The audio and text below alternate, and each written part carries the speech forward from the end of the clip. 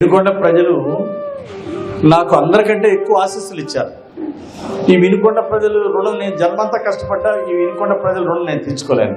ఎందుకంటే నేను కూడా అంతకుముందు పైసారి ఓడిపోయినప్పుడు ఈ గడ్డ మీద మూడోసారి గెలిపడం చాలా కష్టం నాయన. ఎందుకంటే చాలా చైతన్యం ఉన్న గడ్డ మంది వినుకొండ ప్రాంతం అంటే.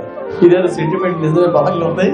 అసలు డైరెక్ట్ గా అనేవాడు మూడోసారి ఈ గడ్డ మీద గెలిచిన లేరా 2 సార్లే ఎవరైనా 2 సార్లు అనగానే ఇది నాకు కూడా వర్తించింది అని నేను కూడా అనుకున్నాను.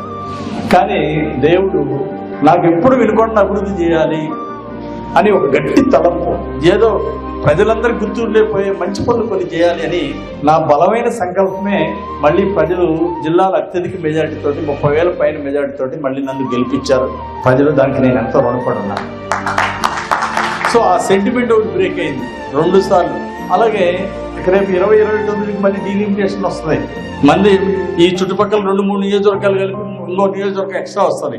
ఈ పాత వినుకొండ నియోజకవర్గంలో 3 సార్లు అత్యధిక సార్లు గెలిచినటువంటి రికార్డు ప్రజలు నాకు ఏంటో ఇది నేను జీవితంలో మర్చిపోలేనటువంటి ఆ గౌరవం నాకు ఇచ్చారు ప్రజలు. ఇక నాకు పెద్ద ఆశలే లేవు.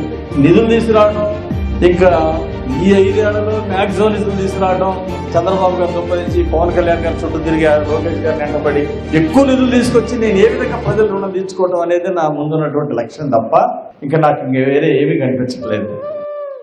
మా ఆవిడ చెప్పింది, లీలావతి ఇదిగో ఈసారి మాత్రం ఎన్నికల ప్రజగా మంచినీళ్ళు లేకపోతే మాత్రం జనాలకి 5 మండలాలకి టౌన్కి మంచినీళ్ళు లేకపోతే మాత్రం ఈసారి నీ ప్రచారానికి నేను రాను చాలా స్పష్టంగా చెప్పాను. మావాడు హరీష్ నువ్వు ఇచ్చిన హామీలన్నీ రాసుకో పుస్తకంలో, మళ్ళీ ఆడమర్చిపోతావో, ఇచ్చిన హామీలన్నీ రాసుకుని అవన్నీ పూర్తి చేయని చెప్పాడు.